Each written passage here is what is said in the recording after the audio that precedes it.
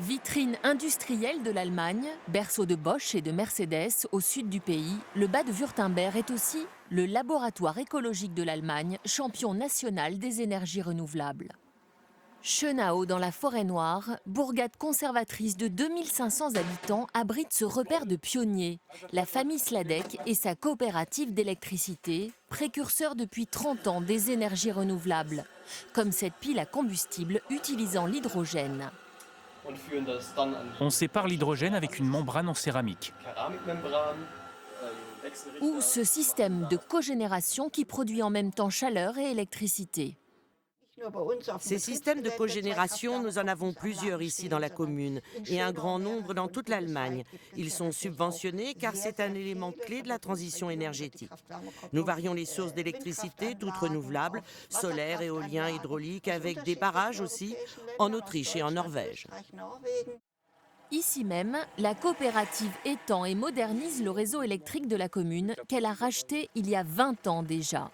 6 000 clients localement, 160 000 désormais dans toute l'Allemagne, des adeptes de l'électricité verte, sans charbon ni nucléaire.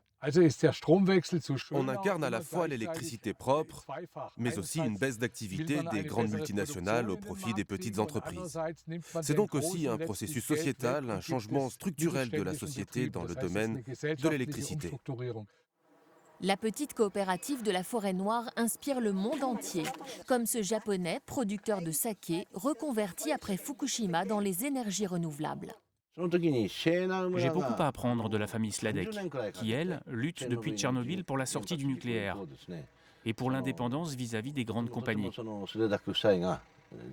Au Japon aussi, cela prendra du temps pour passer aux énergies renouvelables.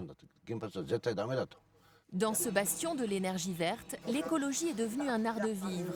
Marché bio, déplacement à pied, télétravail et potager permettent de réduire les émissions de CO2. Avec les pommes de terre du jardin, pas de déplacement en voiture, ni de transport en avion et pas de pesticides. Rien d'autre que la terre. Ursula Sladek ne compte plus les hommages. Elle a même été reçue à la Maison-Blanche, mais ne croit guère aux grands-messes comme la COP21. Toutes ces conférences sur le climat n'ont pas apporté grand-chose. Notre exemple montre que c'est aux citoyens de prendre l'initiative.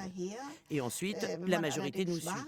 Si vous attendez que les politiques agissent, vous risquez d'attendre longtemps. Grâce à ces initiatives individuelles dans le solaire, l'éolien ou le biogaz, l'Allemagne affiche désormais 30% d'électricité renouvelable.